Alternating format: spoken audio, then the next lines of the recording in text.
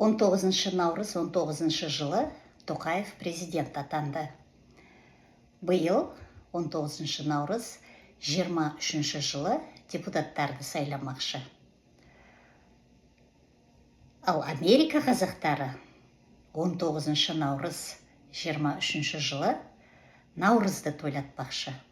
Оған елден бір топ өнерпаз әншілер келе жатыр екен. Ал енді сұрағым менің, қай кезден бері біздің наурыз мерекеміз 22-сінен 19-на қарай шегінді? Әлде бұл екі мұхит асып отырса да, Америкадағы қазақтардың әлі де Тоқаев деп олып, бүкіл әлемге жасап отқан месседжі ма? Біз Тоқаевты қолдаймыз деп.